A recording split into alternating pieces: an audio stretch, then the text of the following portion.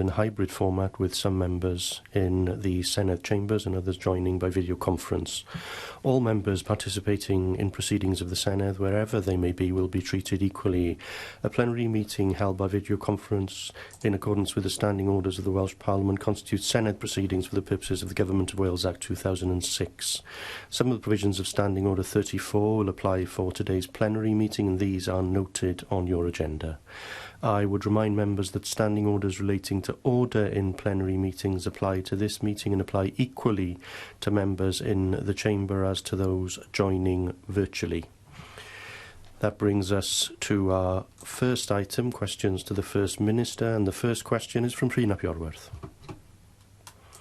Thank you very much, Llywydd. Will the First Minister make a statement on the availability of housing in the local market in Ynys Môn? Llywydd, diolch yn fawr. Mae pwysau sylw. Thank you very much, Llywydd. Significant pressure exists on housing availability in Ynys Môn. In addition to existing actions, including Help to Buy, rural housing enablers, the Stalled Sites Fund, for example, we will bring forward new proposals to support local communities to access housing, including communities in Ynys Môn.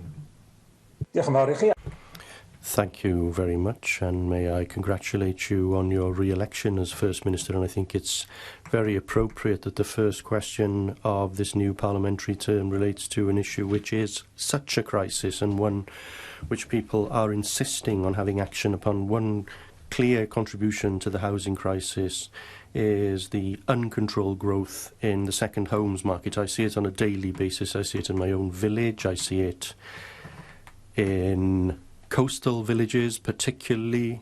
I see it in the dark windows of the winter and the frustration of young people who can't afford a home in their own communities. I see it in the increase of 16% in the cost of property on Anglesey, and things are getting worse every day. And can I differentiate clearly between second home ownership and tourism? Indigenous tourism, locally owned, is very important, but an uncontrolled housing market doesn't help at all. Yes, we need better jobs with higher salaries. Yes, we need to build far more truly affordable homes for rent and to buy, but your government in this parliamentary term has to take urgent action using every planning and taxation tool available in order to bring some sort of control to the housing market and to provide some hope and some chance for people in our communities.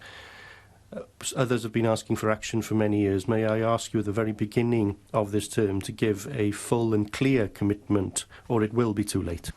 Well, Llywydd, thank you very much to Rhina Piorwerth for that question. The member will know that this issue of second homes is an issue that I have offered to work on a cross-party basis on. I wrote to the leader of Plaid Cymru last week confirming that the government is ready to consider a number of issues in that way, and I look forward to having that conversation that we will have before the end of this afternoon. I've seen the Plaid Cymru 5-point plan, and I'm sure that there are ideas in that plan that we can work on together. And I agree with what Rhina Piorwerth said. We do need to use a number of the tools that we have with regard to taxation, planning, and some others, to draw them together to try to make a difference in the situation that he has outlined this afternoon, and to do it, if we can, in collaboration. Sam Rowlands. Diolch, Llywydd, and thank you, First Minister, for your responses so far to the important points raised by Rhyn. Certainly, there are some pressures being added to the housing market due to second home ownership. But perhaps there's a risk of being seen to be fiddling while Rome's burning if that becomes the primary focus in a way to support this important area of work. Surely the most important thing to support this would actually to see more homes being built. So, for example, your own government's assessment of need in North Wales says that 1,600 homes should be built every year. for the next 20 years. At the moment, that pace is only 1,200 homes a year. So clearly there's an issue there in the environment for investment to see homes being built. So what will you be looking to do to improve that environment, to see more investment, more homes to be built, and therefore more people having access to those properties? Well, Llywydd, I don't disagree that there is a wider context within which Rhina Pioreth's question has to be regarded, but he was asking very specifically about those sets of circumstances where second home ownership risks driving out of those local communities people who are priced out of being able to buy properties because there are people from further afield who have deeper pockets that they are able to apply. So while there is a wider context, that wasn't the focus of the question put to me. The wider question about building more homes, this government is committed to building 20,000 low-carbon homes for social renting purposes. What we will not be doing, Llywydd, is we will not be tearing up the protections which the planning system offers to individuals and local communities, as is proposed by his party in England.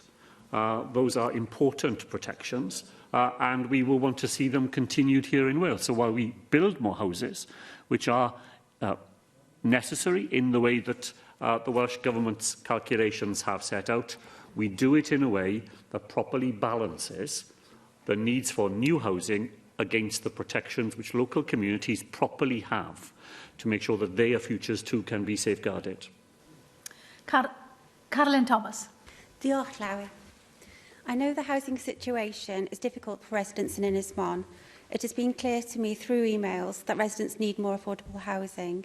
So on a similar vein, First Minister, I commend the Welsh Government for reaching its ambitious 20,000 affordable homes target. That was just last term, and committing to building a further 20,000 low-carbon homes this term. The Welsh Labour Government has also provided transformative funding for social houses to local authorities, such as Flintshire, where I am a member, and we are looking to build 500 affordable homes in Flintshire, allowing them to build affordable homes while creating jobs and apprenticeships for local people, so it's also creating jobs as well. Will the First Minister outline the plans that his new Welsh Labour Government has for home building through local authorities to help address housing shortages in these areas where people are struggling to afford a home? Thank you.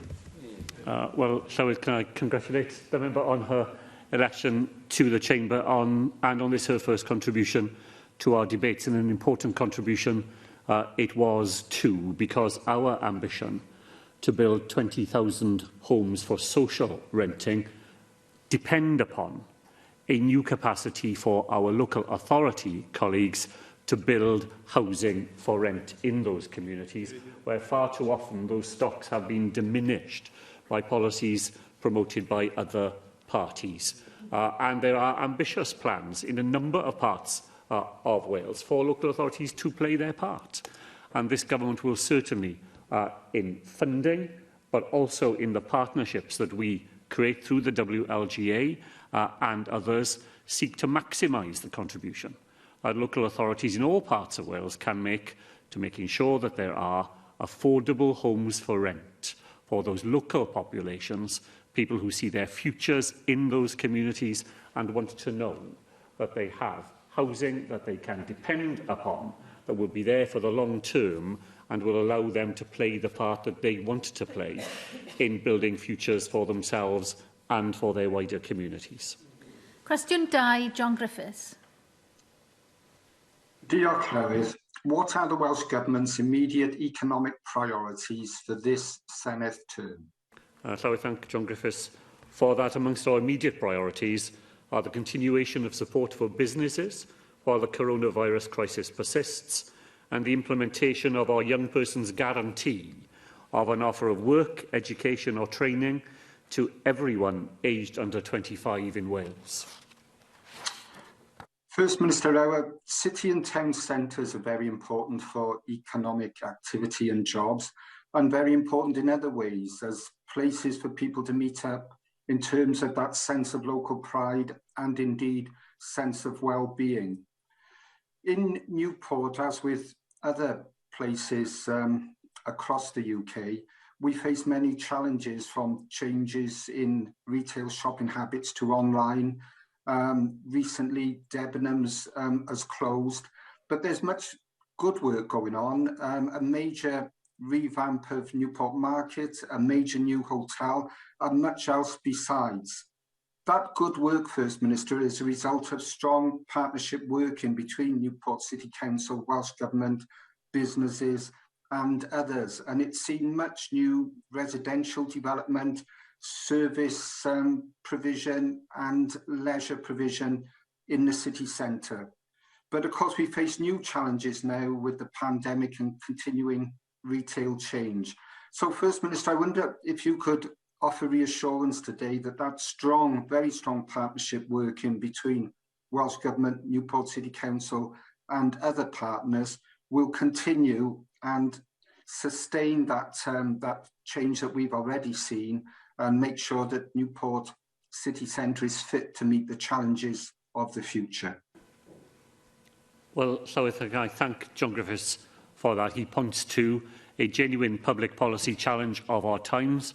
The future of retail on our high streets was already a challenging one before coronavirus, and that has undoubtedly added to the challenges that that sector faces. But John Griffiths is right, Llywydd, that what that means is that we have to reimagine the future, not try and recreate the past in the present. And that will mean a wider range of activities that will bring people into town and community and city centres, including residential use of those centres, a different form of retail and other activities as well. During the month of April, I was able to visit Newport City Centre with Mr Griffiths, and we met businesses there who had opened up during the pandemic and were demonstrating that it was still possible to make a success of those businesses using the investments that the Welsh Government and other local actors have put into recreating the city centre of Newport, whether that is the investment in the market, in the library, in the leisure centre, or in the Chartist Tower Hotel, to which John Griffiths referred. But it also involves the university as well, making sure that there is life in the centre of that city that will attract more people to it. And in answer to his underlying question, whether the partnership approach that we have taken to town centre redevelopment over the last 5 years will be continued in this term, then yes, certainly, that is the way that we will prioritise city and town regeneration, a partnership between Welsh Government, local authorities, businesses themselves and other major public sector partners who can make that difference and make sure that those centres have a life that will draw people to them in the future. Joel James. Thank you, Llywydd, and if I can just take this opportunity to congratulate you on your re-election and likewise the First Minister.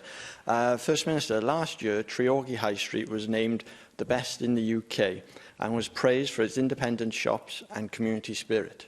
However, it is disappointing that success is not evenly spread across South Wales Central. Recently, Tonypandy and Porth were named in the top 20 most economically vulnerable towns in the UK. Sadly, the pandemic has only exacerbated these existing inequalities and highlighted the need for a bold, ambitious plan to help the High Street back on its feet and to deliver good local jobs for local people. Does the First Minister agree with me that to support high streets across Wales, we need to boost small businesses by establishing a business rate-free relief zone and reform business rates so it is no longer an outdated tax on growth? Thank you. Well, thank the member for that question and for his generous opening to it. During the month of April, I was able to visit both Treorchy and Tonypandy high streets, talk to many businesses there, and there are lessons that different communities can learn from one another where success has been achieved, and then to apply some of those lessons elsewhere. And it was great to have the opportunity to be there with my colleague Buffy Williams and to have those conversations. Now, businesses in Wales, Llywydd, know that they have a 12-month small business rate relief holiday for the whole of the coming year. And that is in sharp distinction to what will happen across our border, of course, where those businesses will have to start paying rates again halfway through this financial year. I agree that there is a need to rethink the whole system of how we raise local taxation. But that is not an argument against having local taxes raised. Businesses benefit from all the public services which allow them to trade successfully, whether that is building roads and pavements that take their customers to them, whether it is making sure that when their employees fell sick, that they are able to use the National Health Service, or whether it is in the great investment that we make in education and skills to make sure that there is a workforce there for the future. Businesses benefit from all of that, and it is right that they make a contribution to the conditions that allow them to succeed. How we do it, I agree, is a different matter. And there are a number of ideas in different parts of the United Kingdom that we will want to draw on as we think of ways in which we can make that system more effective for the future. Kevin Campbell. Diolch yn fawr iawn. Thank you very much, Llywydd, and congratulations to you on your re-election, and congratulations to the First Minister too. My question is this: would the First Minister agree with me that there are particular economic challenges facing rural communities in Wales that need to be addressed as a matter of urgency?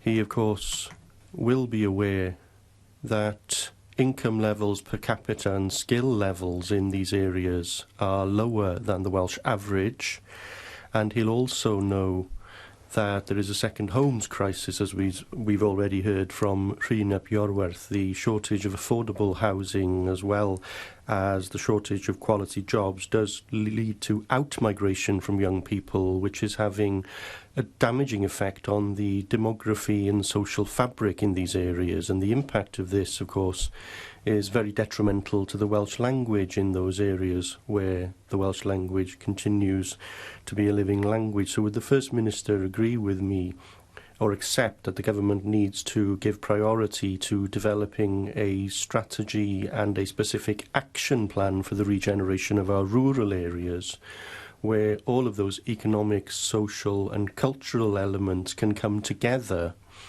in an integrated and holistic way?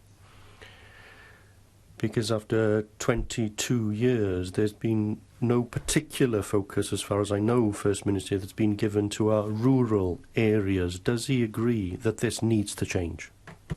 Well, diolch yn fawr. Well, thank you very much for that question. And of course, the context is challenging for every part of Wales after the pandemic. There is a major challenge in the rural areas, as Kevin Campbell has stated, but it is challenging. I can tell him in Riverside, in my constituency, in the centre of the city, the challenges are different, but those challenges are there in every place. I don't quite agree with him over the period of devolution that we haven't focused on rural issues. The Llywydd herself was a minister for rural affairs in the One Wales government. And in the previous Senedd term, we used the report put together by Roger Glyn Thomas on how we can use the Welsh language as something that can promote economic development in West Wales. So we have done many important things. Of course, there is more that we can do. I look forward to discussing with members in the Senedd ideas to assist rural areas in Wales, rural communities and other communities that face a challenging future, and when we try to emerge from this difficult past period. Questions now from the party leaders. Conservative leader Andrew Davies. Minister, I'm used to my fair share of negative headlines in the Western Mail, but last week the Western Mail carried a headline that said, "Businesses stabbed in the back by Drakeford." It went on inside to say that they feel punched in the stomach by the current Welsh Government. Do you think that's a fair reflection of the support that you've given to businesses since the pandemic started? Well, the headline was a quotation from press releases put out by his party. Yes. Maybe he ought to read his own press releases before he reads the Western Mail. Llywydd, to put to me a headline in a newspaper inspired by his own party as though this was somehow fair comment, well, really, it's not a good start, is it, to his first question on the floor here. Is it a fair comment? Of course not. It's a very fair comment, because actually that comment came from a business owner in North Wales, First Minister. It wasn't a comment from a Conservative press release. I've seen the press release. But we have passed comment at the lack of support that you have put on the table for businesses the length and breadth of Wales. Why haven't you put support for start-up grants to make sure that businesses can recapitalise themselves? We know that you've got £140 million still unallocated from the £200 million that you identified during the election campaign. Is it not a fair reflection that businesses need to be recapitalised? And when you have comments like that, that's not politicians' comments, that's business owners themselves commenting that they feel let down by the Welsh Government. So will you today outline what you will do with the additional £140 million that you have available in the Welsh Government's budget to support businesses here in Wales? Well, there's a more sensible question in that contribution. But let me put a few facts on the record first. Here in Wales, we have allocated £2.3 billion in coronavirus grants and reliefs to businesses in Wales. What have we received from his government at Westminster in order to fund that £2.3 billion? We've received £1.9 billion in business consequentials. If it is his serious proposition from his sedentary position that we should have used money given to us for the coronavirus care of patients to put... So I hear the Leader of the Opposition saying to me that we've had £6 billion from the UK Government, as though all of that were available for businesses. Is it his serious proposition that we should have used the money given to us for TTP purposes, for vaccination purposes, for catch-up purposes in our schools, that all of that should have been used for business support in Wales? If it is, let him say it. It was a choice he could have offered. I don't suppose, however, he is at all. We have received £1.9 billion in consequentials, and we have provided £2.3 billion, £400 million more for businesses in Wales than they would have had they been on the other side of the border. Now, his question about how we use the money that is still set aside is an important one. And my colleague Vaughan Gethin is, I know, working with his officials to design the best use of that money alongside businesses who have been most affected, and particularly those businesses who will most go on being affected by coronavirus restrictions. We have to move on from a period in which almost all businesses needed help to concentrating that help on those for whom conditions mean they cannot resume full operation. That is the conversation we are having. That is how we will recalibrate that funding. I want it to go where it will make the greatest difference. Well, I appreciate the First Minister wants to use diversionary tactics time and time again, but it is a fact the comments I put to you were comments from business owners themselves, feeling punched in the stomach or stabbed in the back by the government of the day, which is your government, First Minister. It is a fact that you have that money unallocated in the budget, and businesses need that money now. They don't need to wait another month, another 6 weeks. These are businesses themselves talking that they need the money now, because they need to recapitalise after being the longest part of the United Kingdom shut down, because we shut down before other parts of the United Kingdom did. But the other important area of the economy to get comfort from the Welsh Government and understanding about the rules and regulations is the hospitality sector and the events sector, importantly. And I appreciate this is a very fine balancing act because we know the Indian variant is taking hold in parts of the United Kingdom and indeed here in Wales. But what is the First Minister's view on the regulations that the event sectors in particular will have to deal with going forward when we know other parts of the United Kingdom have a date of June the 21st? I appreciate that date might move, First Minister. I appreciate that date might move, but I note today the Celtic Manors manager is saying that they are unable to attract businesses into Wales because of the current rules that exist. So are you able to offer us any view of the way the Welsh Government see things panning out in the late summer and early autumn with the restrictions that the event sector and the hospitality sector have to operate here in Wales? I'll deal with the very first part of the member's question first. So one of the very first decisions I made on resuming this job after the election was to release £66 million from that £200 million to go directly to businesses in Wales. By the end of the second day of that fund being open, nearly 2,000 applications had been received for £10.1 million. And by today, awards have already been offered to the first of those businesses to apply, and that money will be with them by the start of next week. That money is designed to support those businesses through the month of May and through the month of June as well, at which point we will be able to, through discussions with the sectors, agree how some of the remaining money can then best be deployed. So just want to be clear with members that no business is left unable to claim support. Businesses are already claiming support from the £66 million. Decisions to award funding have already been made, and the money is on its way to them. It is a very important point that the member raises about hospitality and events sector, and I wish I could give them a more definite answer than I'm able to. We've moved to level 2 restrictions. The Cabinet will be considering this week and next whether or not it is sufficiently safe in Wales to move to level 1 restrictions, and that would further liberalise the ability of hospitality and events sectors to get back to business. Of course, that is what we want to happen. We want to be in a sufficiently strong position that those sectors can reopen safely and be able to attract customers back to them.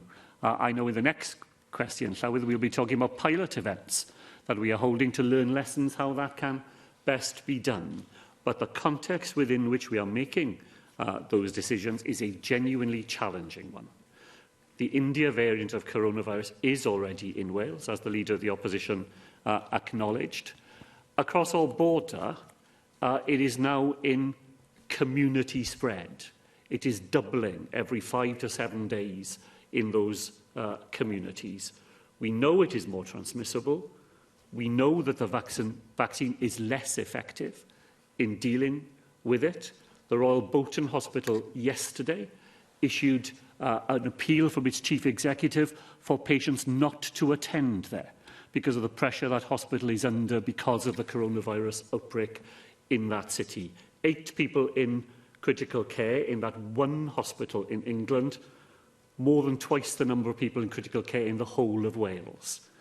We've just got to go on very carefully, looking at that context, seeing any impact that there may be in Wales, and then make decisions which are as helpful to the sector as we can be, without doing what the sector itself has asked us all along, not to find ourselves in a position where, having opened up the sector, we're in a position of having to close it down again. It is, as the Leader of the Opposition said, a very finely balanced set of judgments, and we'll continue to make those judgments over the next week as further data comes in from what is happening across our border and the numbers we now see here in Wales.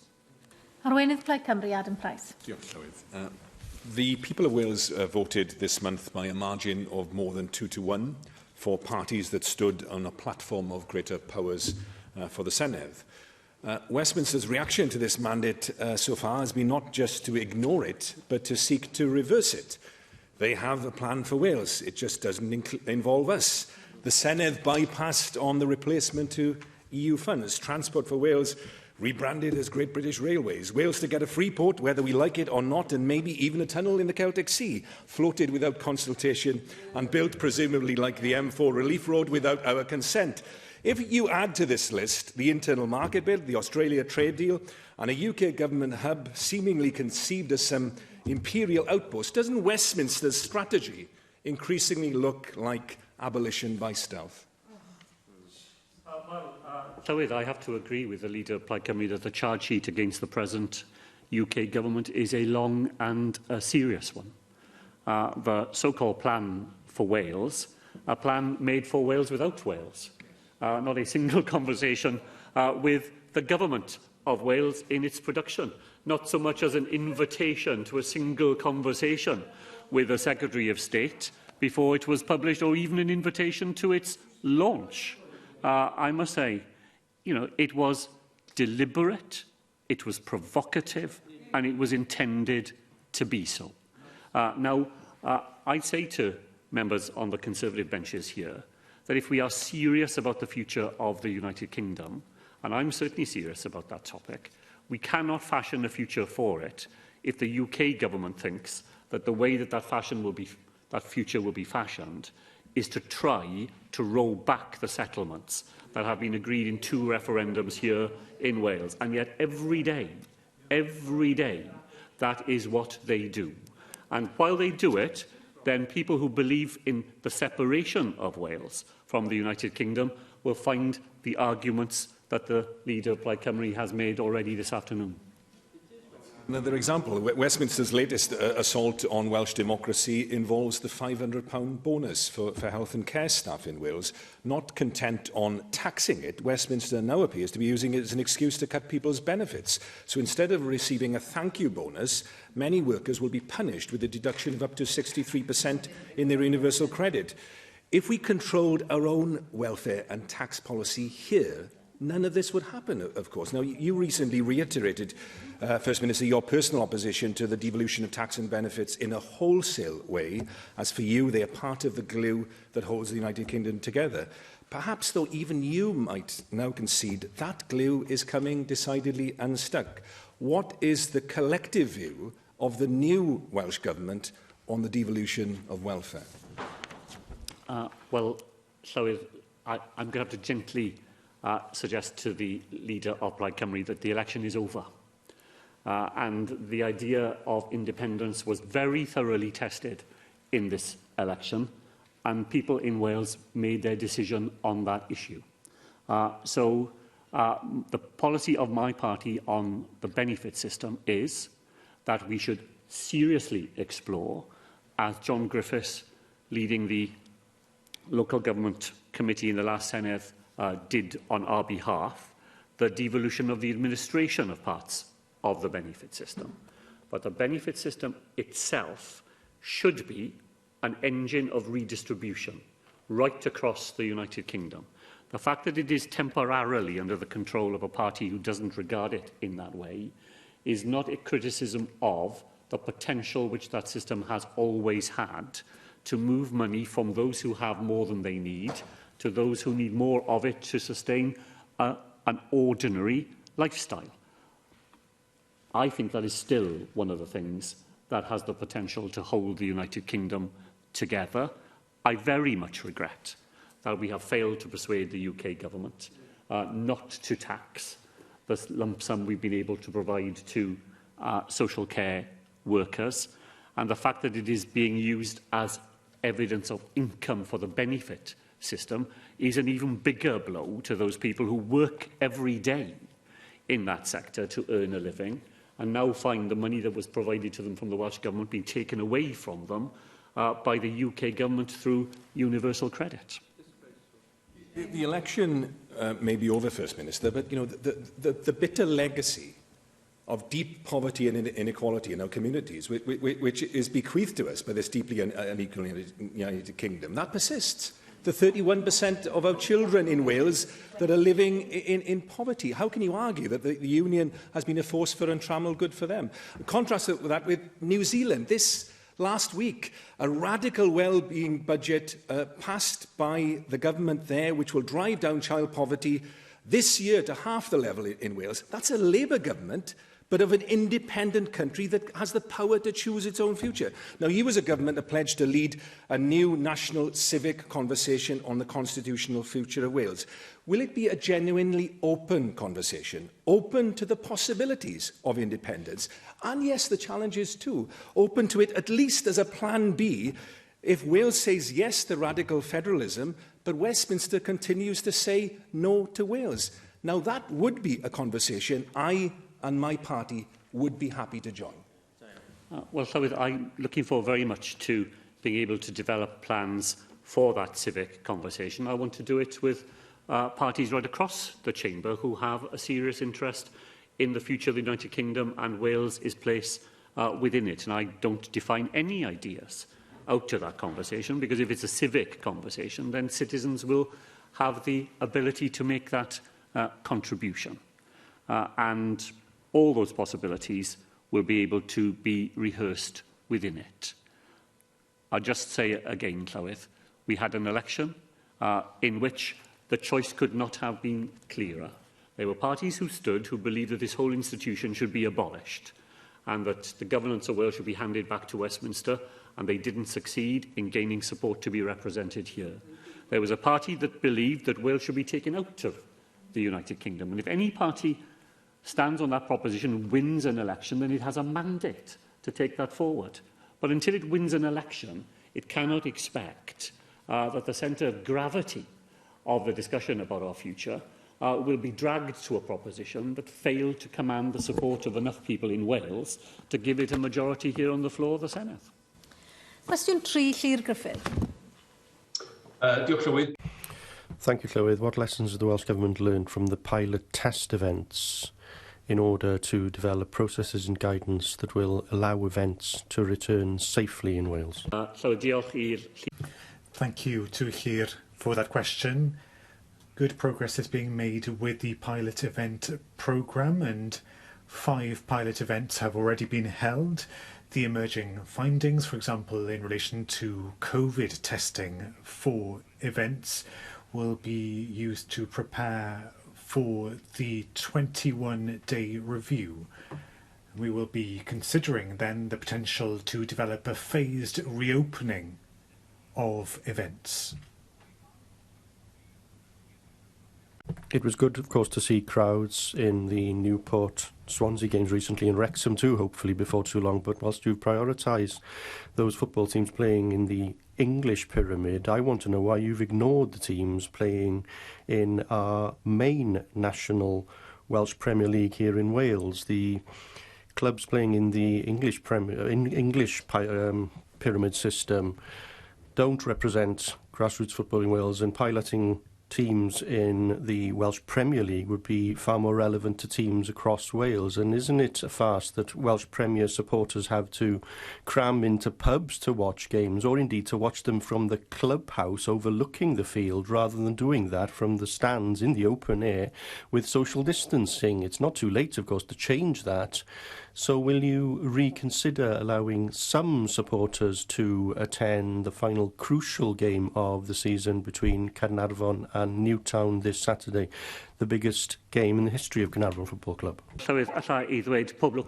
Well, Llywydd, may I say good luck to Wrexham on Saturday. Hopefully Wrexham will join Swansea and Newport in the success that they've already had. Now, they were practical issues when we made the choice of where the pilots could be held. There's a great deal of work behind the pilots. It's impossible to say, well, on Saturday something else can take place. Public Health Wales is part of every pilot. The local authorities are part of every pilot event. And whatever we use for the pilots, the local groups are part of that pilot as well. So it just wasn't practically possible to hold a pilot in every place and for everything, and to hold them safely. That's why we've had a list of 5 pilot events, and that's why we have learnt the lessons from those to see whether we can do more in future, but to do that in a way that is safe for the people who attend the events and that is successful for those people who run those events too.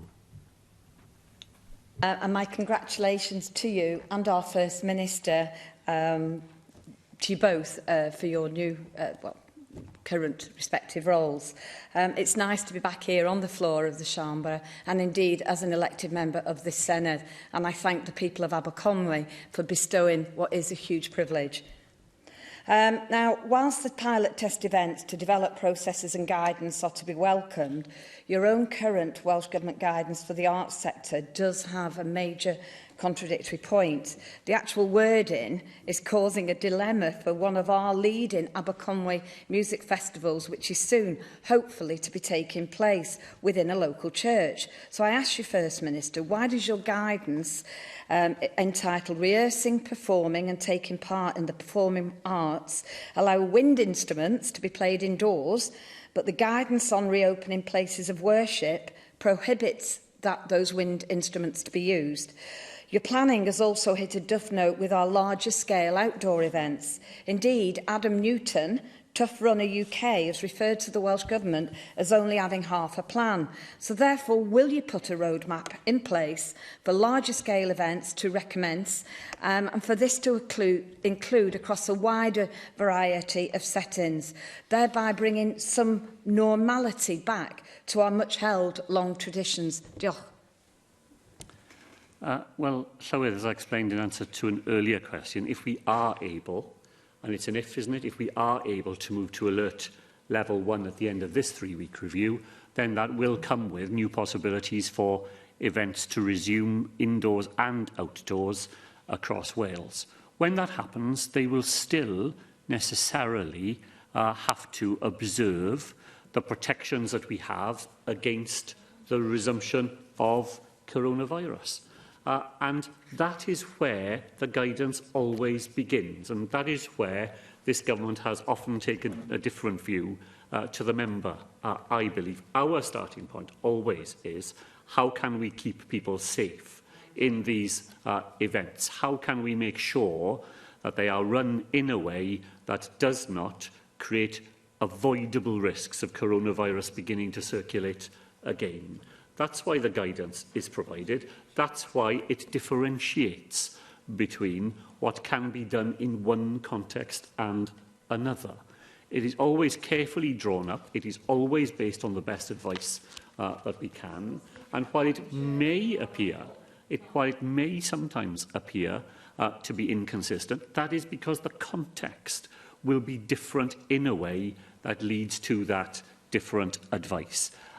Where people ask us to explain more why the restrictions are necessary, then of course we try to do that. But the restrictions are never intentionally perverse, and they always start from that question, what can be done safely here in the context that coronavirus poses for us at any one time? My hope, and I know it's the hope that the member has, is that circumstances continue to improve. And as they continue to improve, so more will be able to be restored in terms of outdoor events and the performance, singing, musical instruments indoors as well. But the limiting factor always has to be doing things in a way that does not put Wales and people at risk. Jack Sargent.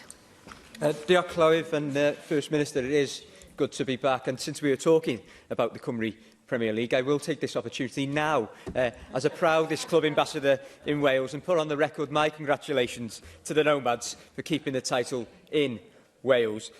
First Minister, I would be grateful if you could update the Chamber on the test and trace pilots being carried out in the 5 parts of North Wales, and if you could outline the specific detail of the extra support being provided to those self-isolating. Well, thank Jack Sargent for that. He's right, of course, there's more than one sort of pilot going on in North Wales at the moment, and congratulations, of course, to the good people of Connors Quay in the success that the Nomads have had this season.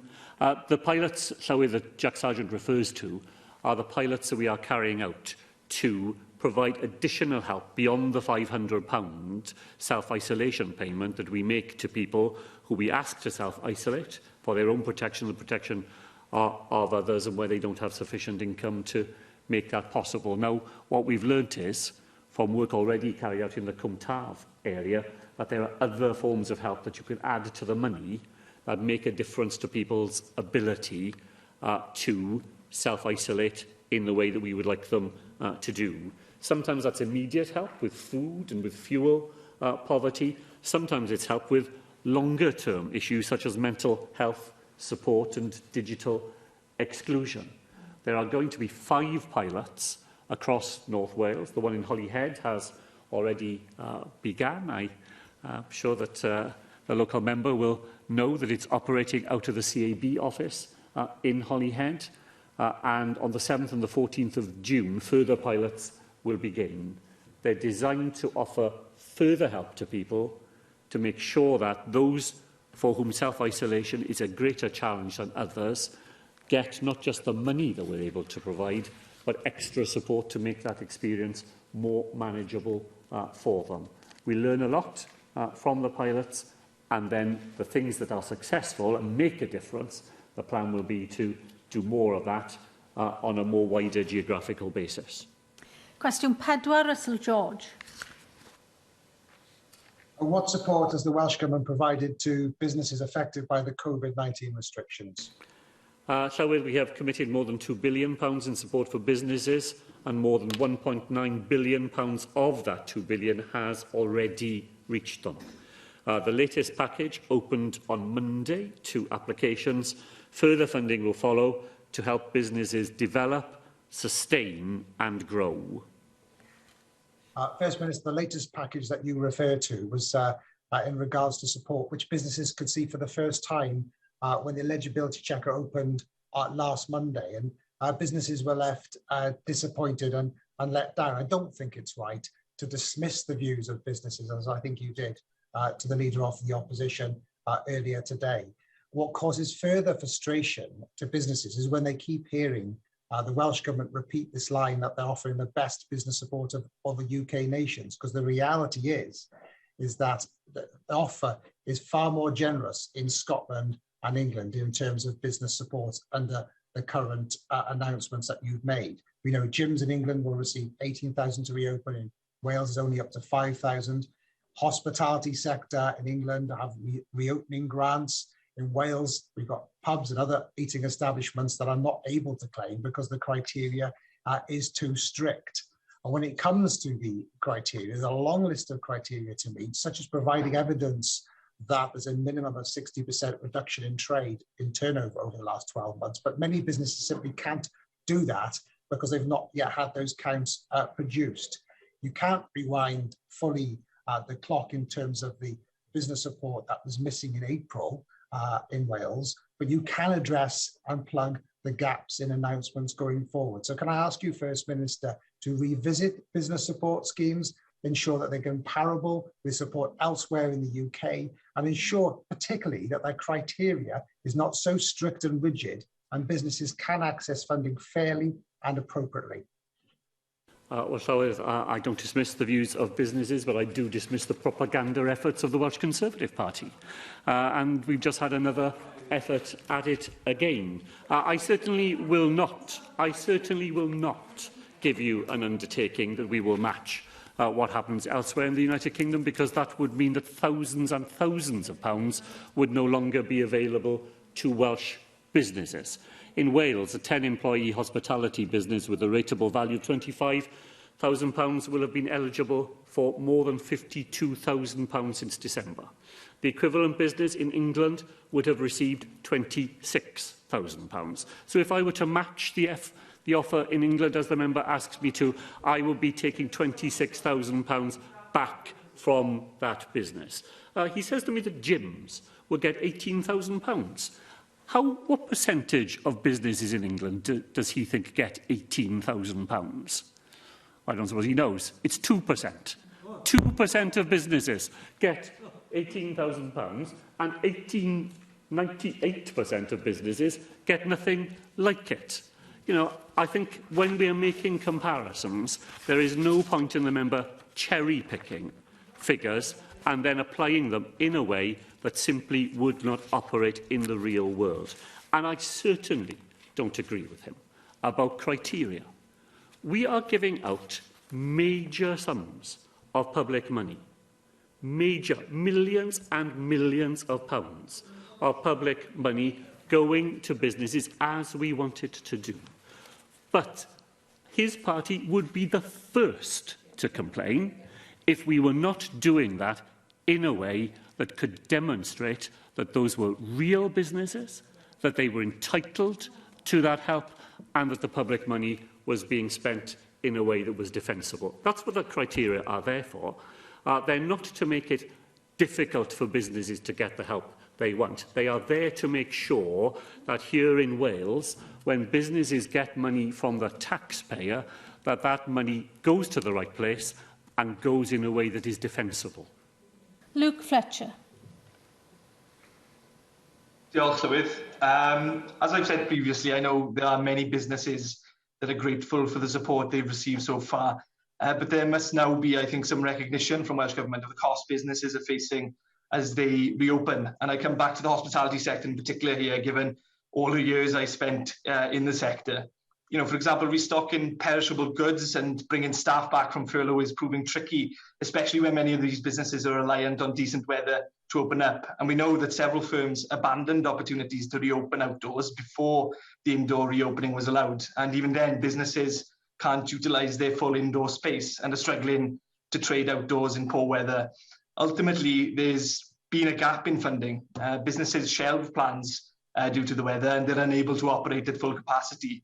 I am grateful for the opportunity provided by the Economy Minister to meet with him and other opposition party spokespeople to discuss this in 2 weeks' time. And I'm looking forward to working constructively on this. But there is an urgent need for flexibility of funding now to help offset the risks that businesses continue to face. So can I add my voice to the cause of many others and press on the First Minister and through him the Economy Minister to urgently move on this because businesses need the security now and not in a fortnight's time. And I'm pretty sure I can speak for Plaid Cymru when I say that we're eager to get the ball rolling now. Well, Llywydd, I recognise the points that the member makes about the challenges that businesses face when they are resuming trading, whether that is the restocking issue, whether it is the weather. But the Welsh Government has provided help to businesses at every step of the way. I've heard allegations earlier that there was no help for businesses during the month of April, for example. But at the end of March and at the start of April, we paid out more than £147 million to businesses in NDR grants. In April, at the start of May, a further sum of over £24 million reached businesses through the Economic Resilience Fund. And now there is another £66 million available to help those businesses during the rest of this month and through next month as well. I wanted to do what Mr Fletcher has suggested. I wanted to reach those businesses where the trading conditions are the most challenging and where the inevitable restrictions that are still there in order to deal with coronavirus place restrictions on what they are able to do. That's why we will have the discussions with other parties, but with businesses and business organisations themselves, to make sure that the remainder of the £200 million that we've already set aside can be targeted in that way so that those who are most affected and continue to be affected by trading conditions are able to get the maximum help we are able to offer. Sarah Murphy. Diolch, Llywydd, and congratulations to you and David on your election as Llywydd and Deputy Presiding Officer. First Minister, over the election campaign, businesses across Bridgend and Porthcawl got in touch with me to pass on their thanks for the way that you and your government have handled the coronavirus pandemic throughout the last year, particularly to acknowledge the financial support that has been put in place for businesses that have had to close through the bespoke Wales-only Economic Resilience Fund, which has saved over 160,000 jobs. Do you agree with me that if your government had followed England's approach, throughout the lockdown, as the Conservatives have so often suggested, Welsh businesses would have been left worse off and more jobs would have been lost. Thank Sarah Murphy for that question. Congratulate her on her election and for speaking in the Chamber for the first time. I met many businesses with her in the Bridgend area who went out of their way to tell us how much they appreciated the support that they had had from the UK Government and from the Welsh Government as well. It's very easy for some members in the Chamber to amplify the voices of those people who feel they have a grievance, but the vast bulk of businesses in Wales who have had help from the UK Government and from the Welsh Government recognise the help that they have received. It may not do everything they want. It certainly doesn't wipe away all the challenges they face. But they have appreciated the help that's been available, the speed at which it's been available, the way in which it has allowed them to plot a path through the pandemic and now hopefully beyond it. And the experience that the member refers to, I think, is far, far more typical of the way that businesses in Wales have responded than some of the complaints that we've heard earlier this afternoon. Cwestiwn 5, Lisa Bowen. Thank you very much, Llywydd, and I have declared an interest on this question. A timetable for the implementation of the Commission on Justice in Wales report. Diolch yn fawr I Rhys Llywydd am y cwestiwn. Where implementation of the Commission's recommendations does not rely on the UK Government, progress has already been made, for example, in the creation of a Law Council of Wales. The Cabinet's Justice Committee will be re-established to pursue the case made by the Commission for the devolution of policing and justice to Wales. Diolch yn fawr I chi am eich ateb. Thank you for that response, First Minister. I do hope that we will see a more confirmed timetable as to how the Government intends to implement the recommendations relating to the Welsh Government. When I came here as a schoolboy in 1999 to the Assembly opening, I would never have imagined that I would be standing in the Welsh Parliament asking this question, and we're very grateful to many of that group from 1999, many from many parties who left in the last Senedd, for the firm foundations that they've laid for us, and I'm pleased that one of the team of 99 is driving forward the reform of the Senedd, but an important step forward, First Minister, to ensure that justice and policing are devolved to Wales. I'm very grateful to the Welsh Government for stepping into the breach following swingeing cuts by the Conservative Party in Westminster and the huge contribution they make to the justice system. Up to 40% of expenditure on justice comes from this place. But that creates a problem that Lord Thomas noted in his report, and that's a problem of scrutiny. There isn't sufficient scrutiny happening in terms of the significant expenditure coming from the Welsh Government. How would you, as a government, promote further scrutiny on that substantial expenditure which is making a huge impact on the lives of so many people in Wales? Thank you very much. Well, Llywydd, thank you very much to Rhys Bowen for that first question, since he was elected, and I'd like to acknowledge as well, Llywydd, his specific expertise in this specific area following the work that he did to help to put together the Thomas Commission report as part of the Secretariat. The stance of the Welsh Government is clear. We believe that justice should be devolved. It's not for us a matter now whether that should happen, but how and when it should happen. Now, with regard to scrutiny, I've asked the Council General to take guidance on this area and to lead on this work. He will chair a subcommittee on the Thomas report, and there will be opportunities for members to ask him questions about the timetable, about the work that we do within Wales with regard to the recommendations in the report that are in our hands, but also to ask questions about the work that we're going to do to try to encourage the United Kingdom to draw them into the conversation on the report that made the case for devolution with justice and made it so clearly. Alan Davis. Will the First Minister make a statement on the Welsh Government's approach to recovery from COVID-19 in Blaenau Gwent?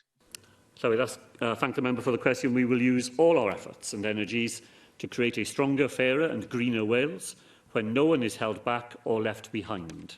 Climate change, green jobs and recovery from the long and terrible pandemic will be at the heart of our new programme for government. I'm grateful to the First Minister for that and grateful for the way in which he has led the Welsh Government's response to COVID over the last year or so. And there are many aspects to recovery from COVID, which the First Minister has already described. But today, I would like again to focus on the future of our town centres. First Minister John Griffiths spoke earlier today on the future of Newport and our cities. But our towns face a very different challenge to our cities. And I would like to hear from yourself, if possible, how you will be able to address the immediate situation in supporting businesses and persuading people to use their local town centres. But then, secondly, in the longer term, town centres, as you've already said this afternoon, were under pressure long before COVID. And we've seen towns such as Abertillery or Ebbw Treigr or Bryn Mawr suffer over a number of years. How is the Welsh Government going to work in the longer term as well as the immediate term to create a renaissance for our towns and our town centres? So I thank Alan Davis for that important question. He will know that the Transforming Towns programme of this government has provided £110 million worth of investment in Welsh towns in the last 12 months alone.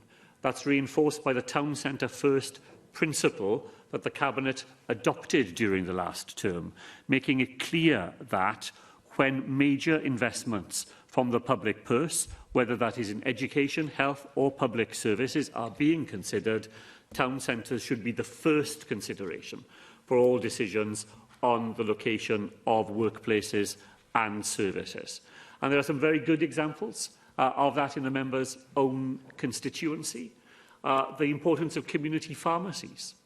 They're on the high street in every town right across Wales and supported significantly by this Welsh Government, drawing people into town centres, providing an anchor store that others can grow around. We put a lot of recent money into recycling centres in the middle of towns. Circular Economy Fund has supported the development of a new reuse shop in Ebbw itself, and Blaenau Gwent County Borough Council has provided the first ever online repair directory in Wales, highlighting opportunities that exist within towns in the borough for people to reuse and re-equip themselves for use in the future. I'm very glad that we've been able to provide over £200,000 to support free access to town centre Wi-Fi in Ebbw, in Bryn Mawr, in Abertillery and in Blaenau, because that is an example of the longer-term investment to which Alan Davis referred. We need to make sure that the infrastructure is there on the high street for commercial operations to be able to operate in contemporary circumstances. And you can see that already happening in those towns in the member's constituency. And finally, I know that he has taken a strong personal interest in the Welsh Government's plans for co-working hubs beyond the cities.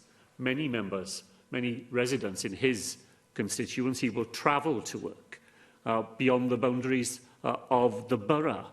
Now, we are investing £100,000 to create a co-working hub at Parc Bryn Bach in Tredigr, and that's just one example of those co-working hubs we're creating across valley communities so that people will be able to work remotely, continue to work from home from part of the week, and then at other points come to a centre where they can meet other people, use shared facilities, spend their money in the town centres and in the places where they live and work. And again, that is part of the longer-term plan that this government has for the reinvention of those town centres, so that there are better jobs, closer to home, and people are able to live and work in the communities that matter the most to them. Question 7, Mike Hedges. Diolch, Llywydd. Will the First Minister make a statement on the economic benefits of home working?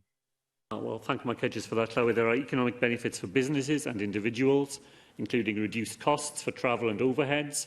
More remote working can also bring more footfall to local town centres.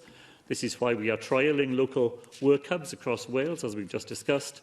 Other important benefits include reducing carbon emissions and improved work-life balance. I was also going to say another advantage is reduced traffic jams on motorways. But people work in offices because when everything was paper-based, they have to in order to access data and update files. There's been a movement towards home working, with numbers slowly increasing well before the large increase during lockdown. 9 out of 10 employees who worked at home during lockdown would like to continue working at home in some capacity, with around 1 in 2 employees wanting to work at home often or all of the time. But home working has advantage to employers, as you've outlined, and employees, but it does affect larger towns and city centres by reduction in footfall in those. The question I would ask, though, should there be a working from home allowance to cover the costs for people working from home when they have to pay for electric and gas and other things all day? Well, so with members in this chamber will be members who were here in the last Senedd will know that our own staff in constituencies, through the work of the Commission, we were able to claim a home working allowance for them during the pandemic. And that matter has been discussed at the Social Partnership Council, and I know that it will be on the agenda of future meetings of the Council as well. Whether it is the right answer in all circumstances, I think, is more open to debate, but clearly it has been recognised in some contexts already, including here in the Senedd, and it will be an important discussion because, as Mike Hedges knows, the Welsh Government has a long-term ambition for 30% of staff at any one time to be working remotely, and we have to create the conditions in which that can be done successfully. Finally, question 8, Jane Bryant. Diolch, Llywydd. Will the First Minister provide an update on the work of the South East Wales Transport Commission? Llywydd, we have appointed Simon Gibson, CBE, as Chair of the Burns Delivery Board, who will oversee the progression of the 58 Burns recommendations by the unit set up for that purpose in Transport for Wales.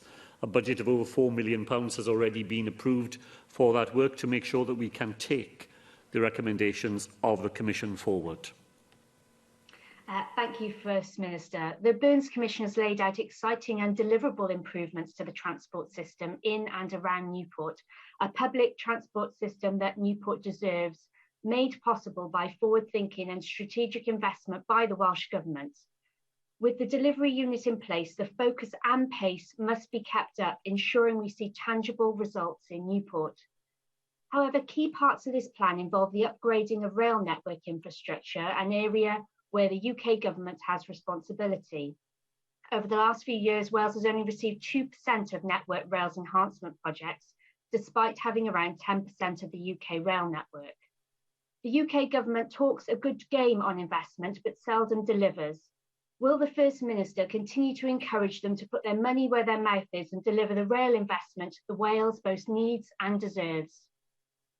Well, thank Jim Bryant for that. Thank you to her for what she said about the investments the Welsh Government has already made, the £70 million to secure additional services, rail services between Ebbw Vale and Newport. And I'm very pleased to see that agreement has now been reached on extending on-demand flexi buses to cover the whole of the Newport City local bus network. And that's been funded by revenue and capital, provided in partnership with Newport City Council, and that will play an important part in providing that local public transport network to which Jim Bryant referred. But as she will know, the major recommendation of the Burns Review was for proper investment in the main rail line to create new commuting possibilities that would serve the people not just of Newport but of Cardiff and further beyond. Now, the Hendy Review, the Union Connectivity Review set up by the Prime Minister, published its interim report on the 10th of March. It pointed to the success of transport devolution, and amongst its first recommendations are that the UK Government take up that recommendation from the Burns Review and provide the investment that is needed to make that rail network an effective way of moving people across South Wales. Now, I make a serious point to the Leader of the Opposition that if the UK Government genuinely wants to demonstrate its commitment to union connectivity, then here is an idea that is ready for it to take up. An idea developed in detail by the Burns Commission, endorsed in the Hendy Review, and ready to go. And if the UK Government really is serious in investing in every part of the United Kingdom to provide connectivity across the Union, and I have no reason to say that they're not, given that the Prime Minister set up the Hendy Review, that when Hendy makes his final recommendations in the summer, this will be a big moment to see whether the UK Government is going to do more, as Jane Bryan said, than simply talk the talk, but put the investment into making sure that the people of South Wales are served by UK investment in the way that both Burns and the Hendy Review have now set out. Thank you, First Minister. The next item is Motion Understanding Order 9.1.